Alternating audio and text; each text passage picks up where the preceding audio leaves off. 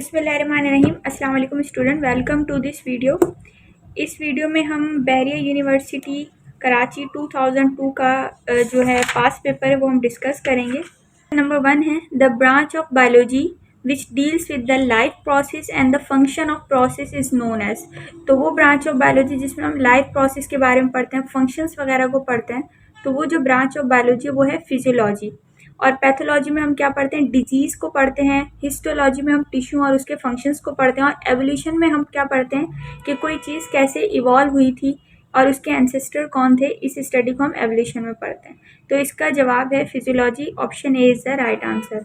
अगला सवाल है dash said that protoplasm is the physical basis of life. तो इसका जवाब है डी हक्सले साहब थे, जिन्होंने जो है फिजिकल बेसिस ऑफ लाइफ बोला था कि प्रोटोप्लाज्म जो है वो फिजिकल बेसिस ऑफ लाइफ है। रॉबर्ट ब्राउन ने न्यूक्लियस को डिस्कवर किया था और रॉबर्ट हुक ने सेल को डिस्कवर किया था। परकिंजी जो है ये एक फाइबर होते हैं, किसी साइंटिस्ट का नाम नहीं है। ये जो है पाए जाते हैं हार्ट के अंदर। उसके बाद अगला सवाल है in folding in the mitochondrial inner membrane is called. Mitochondria की इनर मेम्ब्रेन की जो फोल्डिंग होती है उसको कहते हैं क्रिस्टाई।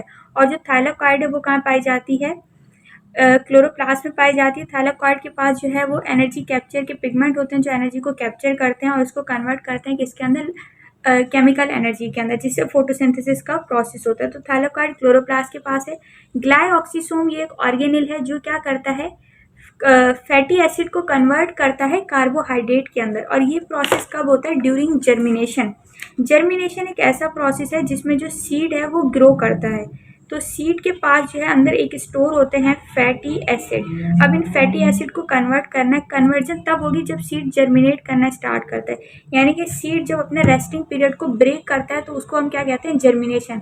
जिसमें से क्या होता है, सीड में से फ्लावर प्रोड्यूस होना शुरू होता है, स्टेम वगैरह प्रोड्यूस होगी। तो उसमें क्या होता है, फैटी एसिड कन्वर्ट होता है किसके अंदर, कार्बोहाइड्रेट के अंदर कन्वर्ट होगा। तो इसको कन्वर्ट करने के लिए एक ऑर्गेनिल है, उस ऑर्गेनिल का नाम है ग्लाइऑक्सीसोम। अब कार्बोहाइड्रेट के अंदर ये कन्वर्जन क्यों हुई, इस ग्लाइऑक्सीसोम एक ऑर्गेनिल है। ग्लाइऑक्सीसोम इज अ ऑर्गेनिल, ये एक ऑर्गेनिल है। इसके पास एंजाइम होते हैं जो फैटी एसिड को कार्बोहाइड्रेट के अंदर कन्वर्ट करते हैं।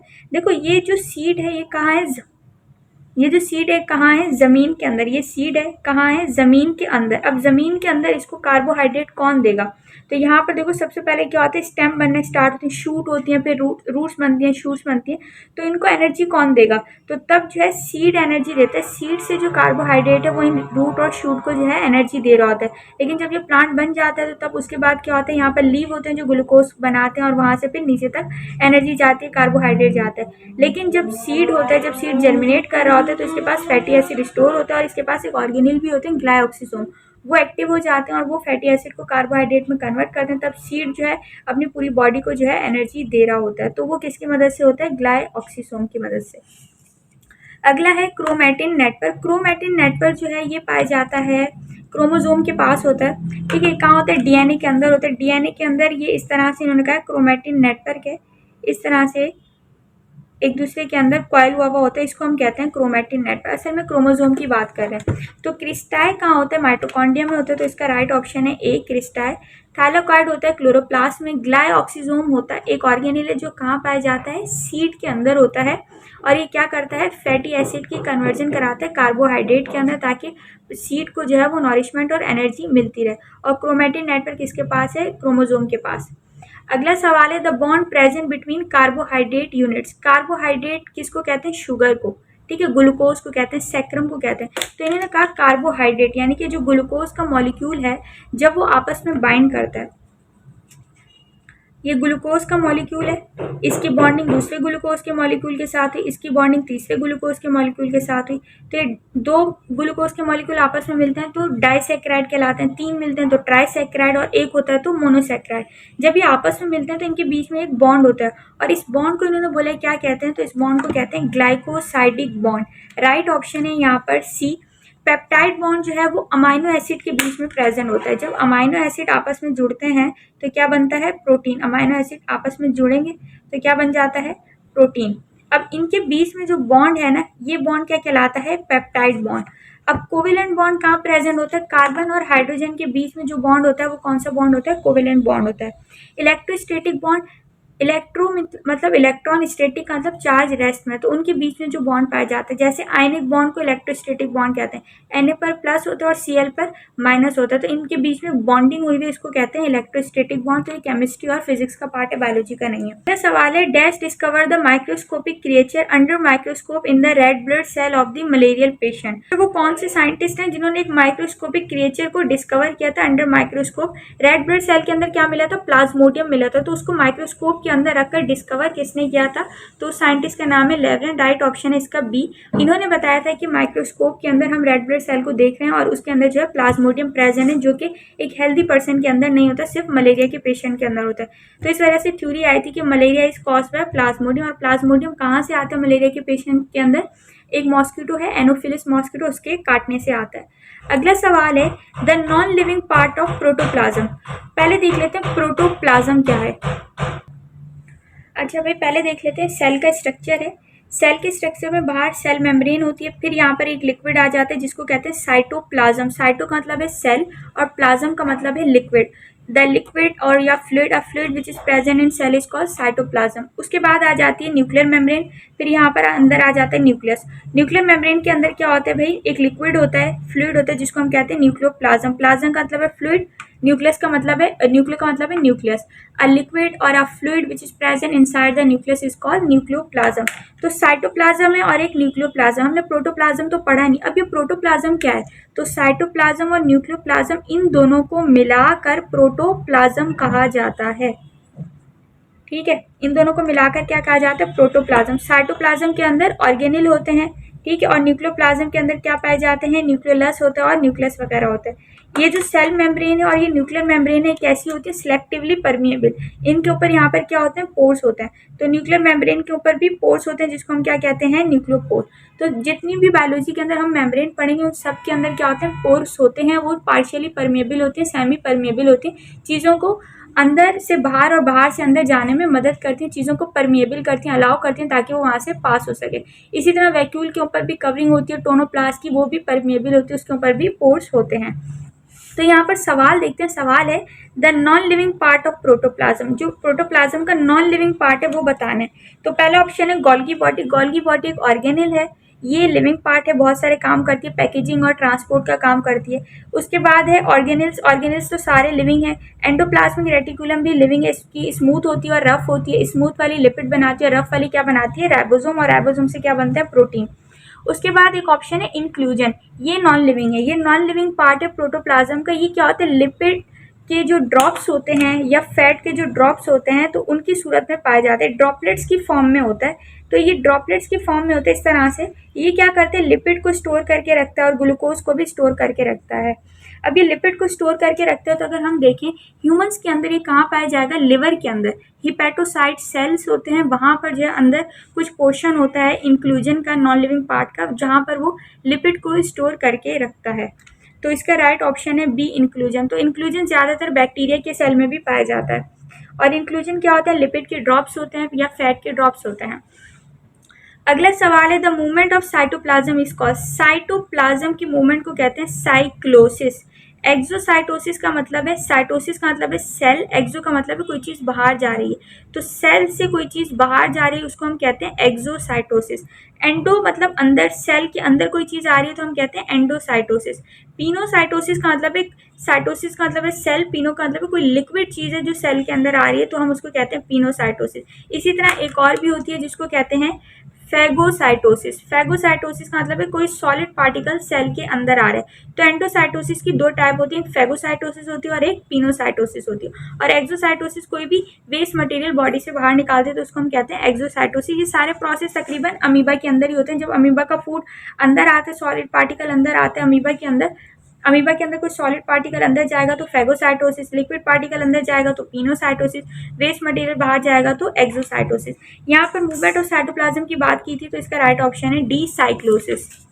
अगला सवाल है, some bacteria live on dead organic matter, they are called. कुछ बैक्टीरिया होते हैं जो डेड ऑर्गेनिक मैटर के ऊपर रहते हैं, उनको हम कहते हैं सेप्रोफाइट या सेप्रोट्रॉफिक बैक्टीरिया होते हैं, और वो फंगस भी होते हैं। तो इसका राइट ऑप्शन है सी। पैरासाइट क्या होते हैं? पैरासाइट वो होते हैं जो किसी ऑर्गेनिज्म से फायदा हासिल करते हैं बट उस ऑर्गेनिज्म को क्या करते हैं, नुकसान पहुंचा देते हैं। जैसे मच्छर है, एनोफिलिस का मॉस्किटो है, वो क्या कराता है, इंसानों के अंदर प्लाज्मोडियम को एंटर कर देता है। ठीक है, मैं यहाँ पर बता देती हूँ। एनोफिलिस एक मॉस्किटो है, फीमेल मॉस्किटो होती है। इसके पास क्या होती हैं, प्लाज्मोडियम होते हैं। तो ये ह्यूमन की बॉडी के अंदर क्या चीज़ एंटर कर देती है, प्लाज्मोडियम। प्लाज्मोडियम क्या करता है, ह्यूमन के अंदर जो रेड ब्लड सेल है उनको क्या करता है, रप्चर करता है और डिस्ट्रॉय करना स्टार्ट कर देता है। अब एनोफिलिस मॉस्किटो ने होस्ट को क्या पहुंचाया, नुकसान। यहाँ पर होस्ट क्या है, ह्यूमन है। होस्ट को इसने नुकसान पहुंचाया, बदले में इसको एनर्जी मिलती है, खून वगैरह सक कर लेती है। तो इसको हम क्या कहते हैं, पैरासाइट कहते हैं, जो इंसान को नुकसान पहुंचाए, किसी होस्ट को नुकसान पहुंचाए बट वो खुद फायदा हासिल करता है। इसी तरह वर्म्स होते हैं जो कि इंटेस्टाइन के अंदर प्रेजेंट होते हैं। वर्म्स हैं जो कहाँ प्रेजेंट होते हैं, इंटेस्टाइन के अंदर। एस्कैरिस, लुम्ब्रिकॉइड्स वगैरह हैं जो इंटेस्टाइन के अंदर प्रेजेंट होते हैं। ये इंटेस्टाइन के अंदर क्या करते हैं, खुद तो न्यूट्रिशन हासिल कर रहे हैं, खुद फायदा हासिल कर रहे हैं, बट जो है इंसान को या ह्यूमन को, जो होस्ट की बॉडी है, उसको क्या कर रहे हैं, उसकी ग्रोथ को डिस्टर्ब कर रहे हैं। अब जिन बच्चों के इंटेस्टाइन के अंदर वर्म्स वगैरह होते हैं, स्कैरिस, लुम्ब्रिकॉइड्स होते हैं, तो उनको क्या होता है, उनकी जो ग्रोथ होती है ना वो डिस्टर्ब हो रही होती है। जितनी भी एनर्जी और न्यूट्रिशन होती है वो सारी क्या कर रहे थे, ये वर्म्स ले लेते हैं। असल में होता है क्या, जो हमारी इंटेस्टाइन है ना, वहाँ से खाना सारा रीअब्जॉर्ब होकर जो है ब्लड में जाता है। अब वो रीअब्जॉर्ब होकर ब्लड में जाने की बजाय कहाँ जा रहे हैं, ये सारे वर्म्स जो है उस खाने को पूरा डाइजेस्ट करें, इनटेक करें, जिसकी वजह से न्यूट्रिशन नहीं मिल पाती है उस होस्ट की बॉडी को, जिसकी वजह से ग्रोथ नहीं होती है, रिप्रोडक्शन नहीं होती, सेल के स्ट्रक्चर नहीं बढ़ते हैं। तो उस सूरत में दवाइयाँ दी जाती है, मेबेंडाजोल, अल्बेंडाजोल की दवाइयाँ देते हैं, जिससे जो है ट्रीटमेंट होता है। अगला, अच्छा, पैरासाइट फिर दो तरह के होते हैं, एक होता है एंडो पैरासाइट और एक होता है एक्टो। एंडो वो जो ह्यूमन की बॉडी के अंदर रहते हैं, जैसे वर्म्स वगैरह थे, और एक्टो पैरासाइट वो होते हैं जो बॉडी के बाहर से नुकसान पहुंचाते हैं। तो उसमें मॉस्किटो है और लीचेस वगैरह भी आते हैं। फेजिस, फेजिस लिखा हुआ है, असल में ये पूरा नाम है बैक्टीरियोफेज। ये पूरा नाम है बैक्टीरियोफेज। अच्छा, बैक्टीरियोफेज एक वायरस है, ये बैक्टीरिया नहीं, ये एक वायरस है।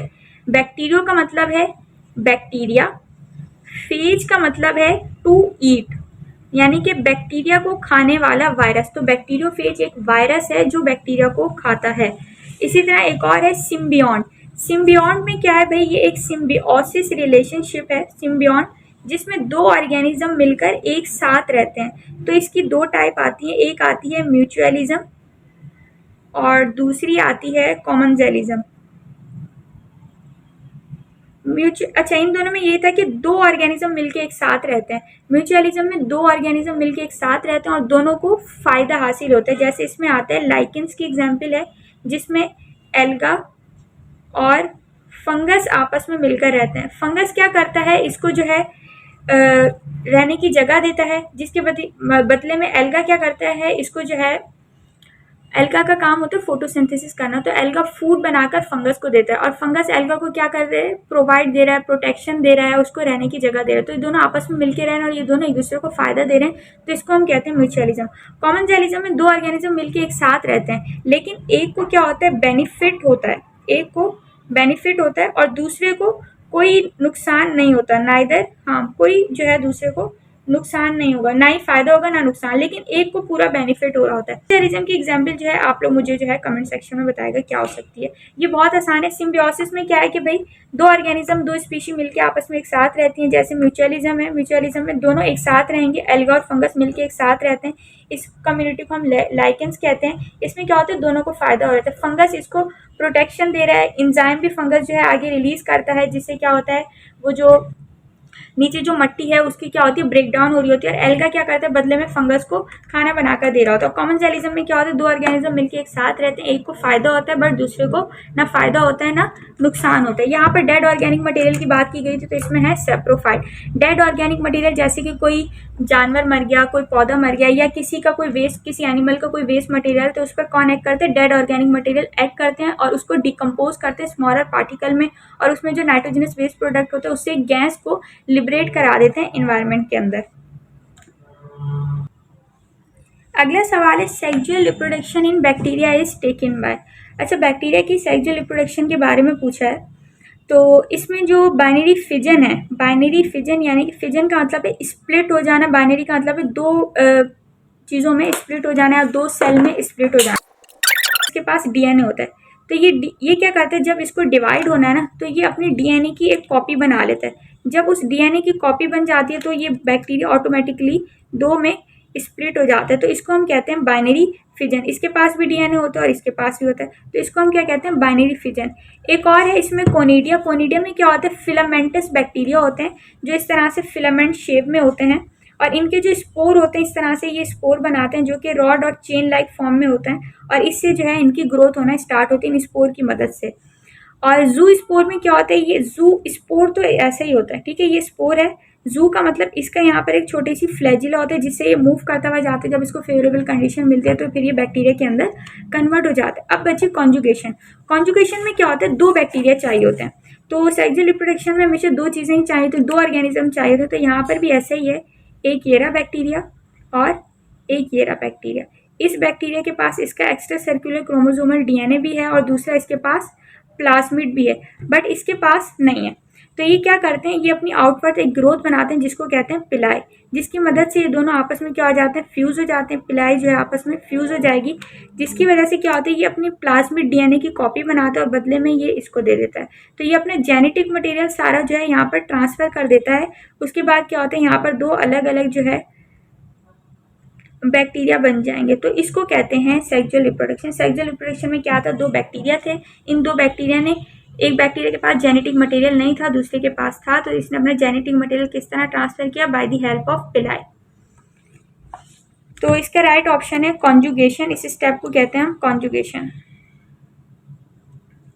अगला है cyanobacteria is the typical example of. Cyanobacteria जो है साइनोफाइका की टिपिकल एग्जाम्पल है। साइनो का मतलब होता है ब्लू ग्रीन एल्गा, तो यहाँ पर साइनोफिका का मतलब भी यही है, ब्लू ग्रीन एल्गा। और ग्रीन एल्गा कहते हैं क्लोरोफाइका को, फंगस तो भाई फंगस ही है, तो इसका राइट ऑप्शन है cyanophyceae B. The blue pigment found only in blue algae is. Blue pigment जो है वो कह रहे हैं ब्लू ग्रीन एल्गा के अंदर होते हैं, उस ब्लू पिगमेंट का नाम है फाइकोसियानिन।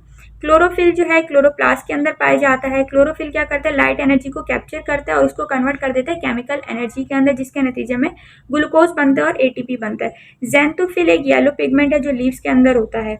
अगला सवाल है Slava in mouth help in the digestion of.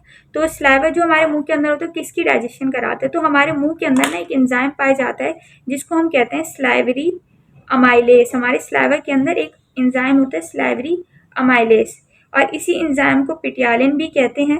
इस एंजाइम का काम है कार्बोहाइड्रेट की डाइजेशन कराना। तो हमारे माउथ के अंदर सिर्फ कार्बोहाइड्रेट की डाइजेशन होती है और किसी चीज़ की केमिकल डाइजेशन नहीं होती। प्रोटीन और फैट जो है वो सिर्फ स्टमक के अंदर जाकर केमिकली डाइजेस्ट होता है, यानी कि प्रोटीन और फैट को डाइजेस्ट करने वाले एंजाइम स्टमक के अंदर होते हैं, मुंह के अंदर नहीं होते। तो इन्होंने कहा है जो स्लाइवा है माउथ के अंदर वो किसकी डाइजेशन करवाते, ब्रेड की कराते हैं, क्योंकि ब्रेड के अंदर कार्बोहाइड्रेट होता है। मीट क्या है, प्रोटीन है, तो ये स्टमक के अंदर जाके डाइजेस्ट होगा। फैट भी स्टमक के अंदर जाकर डाइजेस्ट होता है और टेबल सॉल्ट भी स्टमक के अंदर जाकर डाइजेस्ट होता है, तो इसका राइट ऑप्शन है ए। अगला सवाल है the major metabolic factory, detoxification centre and the storage organelle body. Storage organ body. अगला सवाल है the major metabolic factory, detoxification centre and the storage organ body. अच्छा, तीन फंक्शन है कि मेटाबॉलिज्म भी करता है, डिटॉक्सिफिकेशन भी करता है और स्टोरेज भी करता है, तो तीनों देख लेते हैं हम। इसका राइट ऑप्शन है वैसे लिवर। लिवर मेटाबॉलिक फैक्ट्री है। लिवर के अंदर चीज़ें टूट भी रही होती हैं और बन भी रही होती हैं। लिवर के अंदर बहुत सारी चीज़ों का मेटाबॉलिज्म होता है, कार्बोहाइड्रेट का होता है, लिपिड का होता है, प्रोटीन का होता है। मेटाबॉलिज्म का मतलब चीज़ों का टूटना और बनना। इसी तरह लिवर के अंदर डिटॉक्सिफिकेशन भी होती है। डिटॉक्सिफिकेशन का मतलब है रिमूवल ऑफ टॉक्सिक प्रोडक्ट। अभी टॉक्सिक प्रोडक्ट हमारी बॉडी के अंदर कैसे आते हैं, कुछ मेडिसिन से आते हैं, तो मेडिसिन की टॉक्सिसिटी रिमूव करनी होती है। जो लोग अल्कोहल का इंटेक करते हैं तो उनके अंदर हाइड्रोजन पेरोक्साइड होता है, उसको भी डिटॉक्सीफाई करता है। इसी तरह जब हम प्रोटीन खाते हैं तो हमारी बॉडी के अंदर जब अमाइनो एसिड हमारी बॉडी इस्तेमाल कर लेती है, अगर अमाइनो एसिड हमारी बॉडी के अंदर ज़्यादा है तो यहाँ पर एक स्टेप होता है डी अमाइनेशन। डी अमाइनेशन में इस अमाइनो एसिड से अमाइनो ग्रुप का रिमूवल होता है, तो NH3 बन जाता है। NH3 को फिर फ़ौरन से कन्वर्ट कर देता है किसके अंदर, यूरिया के अंदर, क्योंकि ये जो है मोर टॉक्सिक है, गैसियस प्रोडक्ट और टॉक्सिक है। इसको डिजॉल्व होने के लिए वाटर की ज़्यादा ज़रूरत पड़ती है, तो इसको लेस टॉक्सिक के अंदर ये कन्वर्ट कर देता है, जो कि यूरिया है। यूरिया लेस टॉक्सिक है और यूरिया को डिजॉल्व होने के लिए जो है लेस वाटर की ज़रूरत पड़ती है। तो इस तरह से डिटॉक्सिफिकेशन सेंटर। स्टोरेज में क्या चीज़ें स्टोरेज करके रखता है, ये ग्लूकोज को स्टोर करके रखता है in the form of glycogen. तो इसका राइट ऑप्शन है लिवर। स्टमक जो है, स्टमक के अंदर जो है केमिकल डाइजेस्ट हो, स्टमक के अंदर जो है केमिकल की मदद से डाइजेशन हो रही होती है, स्टमक के अंदर डिटॉक्सिफिकेशन नहीं होती। ब्रेन के अंदर क्या होता है, ब्रेन के अंदर मेटाबॉलिज्म नहीं होता है, ना डिटॉक्सिफिकेशन होता है, ना स्टोरेज। ब्रेन में क्या होता है भाई, जस्ट मैसेज सिग्नल पास हो रहे होते हैं। किडनी क्या करती है, किडनी जो है एक्सक्रीशन का प्रोसेस करती है, स्टोरेज का नहीं करती है। तो लिवर है वाहिद जिसके अंदर ये तीनों फंक्शन होता है, तो इसका राइट ऑप्शन है डी लिवर। अगला सवाल है the active visual receptor of the eye are, तो इसका राइट ऑप्शन है C rod and cone. Haemoglobin is the, haemoglobin कौन सा पिगमेंट है, रिस्पायरेटरी पिगमेंट है। हीमोग्लोबिन क्या करता है, ऑक्सीजन के साथ कंबाइन होता है। जब हम इनहेलेशन करते हैं तो एल्वेलाई के इर्द गिर्द क्या होती हैं, एल्वेलाई के इर्द गिर्द यहाँ पर होती हैं ब्लड कैपिलरीज। तो यहाँ पर जब ऑक्सीजन आती है तो ऑक्सीजन यहाँ पर चली जाती है, तो यहाँ पर हीमोग्लोबिन का मॉलिक्यूल क्या करता है, ऑक्सीजन को कंबाइन कराकर यहाँ से ले जाता है और कहाँ लेकर जाता है, टिश्यूज़ के पास। टिश्यूज़ के पास अब हमें पता है यहाँ पर क्या चीज़ स्टोर होती है, टिश्यूज़ के पास ग्लूकोज। तो इस ग्लूकोज को क्या दे देता है, ऑक्सीजन दे देता है। अभी ऑक्सीजन क्या करता है, दो चीज़ों में टूटता है। किस में टूटता है, कार्बन डाइऑक्साइड में टूटेगा, वाटर में टूटेगा और एनर्जी में टूटता है। तो इससे हमारी बॉडी को एनर्जी मिल गई। अब जो ये जो कार्बन डाइऑक्साइड इसको दोबारा से एक्सहेल करना है, तो अब यहाँ पर हीमोग्लोबिन इस कार्बन डाइऑक्साइड के साथ कंबाइन होकर दोबारा से यहाँ पर आता है डीऑक्सीजनेटेड ब्लड लेकर, और फिर यहाँ से कार्बन डाइऑक्साइड एक्सहेल हो जाती है। तो इस वजह से हीमोग्लोबिन को रिस्पायरेटरी पिगमेंट कहते हैं। एक्सक्रीटरी पिगमेंट होता है बिलीरिबिन, बाइल जूस से जो बनता है। बाइल जूस से दो पिगमेंट बनते हैं, एक बाइलवर्डिन बनता है, फिर ये बाइलवर्डिन कन्वर्ट हो जाता है बिलीरिबिन के अंदर, बिलीरिबिन। अभी बिलीरिबिन जो है ये एक्सक्रीट हो जाता है, ये फीसिस को और फीकल मटेरियल को और यूरिन को एक कलर भी देता है, तो इसको एक्सक्रीटरी पिगमेंट कहते हैं। अगला है डाइजेस्टिव पिगमेंट। डाइजेस्टिव पिगमेंट कोई ऐसा नहीं होता, ज़्यादातर ये बाइल जूस का ही रोल होता है डाइजेशन में भी, थोड़ा बहुत होता है, ज़्यादा नहीं होता। सिर्फ एक चीज़ को डाइजेस्ट करवाते हैं, जो बाइल जूस होता है। इस बाइल जूस के अंदर बाइल सॉल्ट भी पाए जाते हैं। बाइल जूस के अंदर तीन चीज़ें होती हैं, बाइल पिगमेंट होता है जो कि बाइलवर्डिन है और बिलीरिबिन है, और बाइल सॉल्ट होता है, कुछ वाटर भी होता है। तो जो बाइल सॉल्ट होता है ये फैट को क्या कराता है, इमल्सिफाई कराता है, ताकि फैट जो है बाद में डाइजेस्ट हो सके। तो सिर्फ ये फैट को डाइजेस्ट कराता है, बाकी किसी चीज़ को डाइजेस्ट नहीं करवाता। Storage pigment. स्टोरेज पिगमेंट पाए जाते हैं क्लोरोप्लास्ट के अंदर होते हैं, जो कि क्लोरोफिल होता है, जो कि लाइट एनर्जी को कैप्चर करके स्टोर करके रखता है। क्रोमोप्लास्ट होता है जो कि कलर को स्टोर करके रखता है, और ल्यूकोप्लास्ट है जो कि खाने को स्टोर करके रखता है in the form of starch. तो स्टोरेज पिगमेंट सिर्फ प्लांट के अंदर होता है। अगला है excretory organ in the insect are. Insect के अंदर जो एक्सक्रीटरी ऑर्गन है वो क्या होता है, मेल्फिजियन ट्यूब्यूल। इसी तरह मेल्फिजियन बॉडी जो है वो ह्यूमंस के अंदर होता है। किडनी भी ह्यूमंस के अंदर है। कॉन्टेक्टाइल वैक्यूल जो है फ्रेश वाटर प्रोटोक्टिस्टा के अंदर होता है, ये अमीबा के अंदर होता है। फ्लेम सेल होता है फाइलम प्लेटीहेल्मिन्थिस, जो कि प्लेटफॉर्म के अंदर होता है। तो इसका राइट ऑप्शन यहाँ पर है बी। अगला सवाल है the kidney does not perform the function of. Kidney कौन सा फंक्शन है जो परफॉर्म नहीं करती, तो किडनी बाइल को सीक्रेट नहीं करती। बाइल सीक्रेट कौन करता है, लिवर करता है। तो बाइल का मैं बता देती हूँ किस तरह से सीक्रेट होता है। ये लिवर है, लिवर बाइल जूस बनाता है, और लिवर किसको दे देता है, यहाँ पर गॉल ब्लैडर अटैच होता है उसको दे देता है। ठीक है, तो लिवर बाइल जूस बनाएगा और ये किसको दे देता है, गॉल ब्लैडर। तो गॉल ब्लैडर के अंदर बाइल स्टोर होता है और बनता कहाँ पर है, लिवर में। Kidney does not perform the function of bile. Bile secret, bile बनाता है लिवर है, स्टोर कौन करके रखता है, गॉल ब्लैडर। फिर गॉल ब्लैडर वहाँ से इसको सीक्रेट भी करता है। तो किडनी के जो फंक्शन है उसमें है ब्लड प्रेशर को मेंटेन करते हैं, क्योंकि किडनी के पास सोडियम होता है। पीएच को भी मेंटेन करके रखते हैं। होम्योस्टेसिस करता है। होम्योस्टेसिस का कौन सा मैकेनिज्म करता है, एक्सक्रीशन और ऑस्मोरेगुलेशन करके रखता है। तो होम्योस्टेसिस का पूरा डिटेल लेक्चर चैनल पर अपलोड है, आप लोग देख सकते हैं। किडनी के जो फंक्शन है उसके लिए मैंने ट्रिक बताई थी, हम याद रखते हैं किडनी के फंक्शन। किडनी के फंक्शन को याद रखना है आ वेट बेड से, ये ट्रिक थी। ए से है एसिड बेस बैलेंस, डब्ल्यू से वाटर बैलेंस, ई से इलेक्ट्रोलाइट बैलेंस, टी से टॉक्सिक रिमूवल, बी से ब्लड प्रेशर बैलेंस, ई से फॉर्मेशन ऑफ एरिथ्रोपोइटिन, एक हार्मोन है जो कि बनता है जो कि रेड ब्लड सेल बनाता है, और वेट बेड है, और डी से विटामिन डी एक्टिवेशन। सिर्फ ये 7 फंक्शन है जो किडनी करता है, इसके अलावा और कोई फंक्शन नहीं करता। अगला सवाल है which of the following statement is true for Euglena. जो यूग्लिना है वो क्या है, ऑटोट्रॉफिक एनिमल है, वो अपना खाना वगैरह खुद बनाता है क्योंकि उसके पास जो है क्लोरोप्लास्ट होता है, फोटोसिंथेसिस वो कर सकता है। अगला है during inspiration the path of air. Inspiration में पाथ ऑफ एयर क्या है, तो सबसे पहले एयर कहाँ जाती है, नॉस्ट्रिल, नॉस्ट्रिल के बाद जाती है फेरिंग्स, फेरिंग्स के बाद ब्रोंकाई में नहीं जाती, फेरिंग्स के बाद ये जाती है ट्रैकिया, ट्रैकिया के बाद जाती है ब्रोंकाई, उसके बाद ये जाती है लंग्स। तो ये इसका राइट ऑप्शन है यहाँ पर सी वाला। अगला है the manufacture food is transported to various region by process call. जो खाना बनता है वो कहाँ बनता है, लीव्स के अंदर बनता है। मैंने पिछले IB ग्रेड्स के पास पेपर में बताया जो खाना बनता है वो कहाँ बनता है, लीव्स के अंदर। लीव के अंदर खाना बनता है, इस प्रोसेस को हम क्या कहते हैं, फोटोसिंथेसिस। अब खाना यहाँ पे जब बनता है ग्लूकोज की फॉर्म में, फिर यहाँ से फ्लोएम की ट्यूब के जरिए तैरता हुआ आता है और ट्रैवल करता हुआ आता है और ये जाकर यहाँ पर स्टोर हो जाता है in the form of starch. अब खाना जहाँ बना उस जगह को कहते हैं सोर्स और खाना जहाँ पर स्टोर हुआ उस जगह को कहते हैं sink. And the movement of food from source to sink is called translocation. तो इसका राइट ऑप्शन है ए। ट्रांसपायरेशन की डेफिनेशन है the removal of water in the form of water vapour from the aerial parts of the leave is called transpiration. तो transpiration में water loss होता है, दिन के वक्त होता है, एनर्जी की जरूरत होती है, टेम्परेचर पर भी डिपेंड करता है। अगला है ऑस्मोसिस और डिफ्यूजन, ये पैसिव ट्रांसपोर्ट है। ऑस्मोसिस में क्या होता है, वाटर मॉलिक्यूल की मूवमेंट होती है फ्रॉम हाई से लो कंसंट्रेशन, और डिफ्यूजन में क्या होता है, गैसेस मॉलिक्यूल की मूवमेंट होती है फ्रॉम हाई से लो कंसंट्रेशन।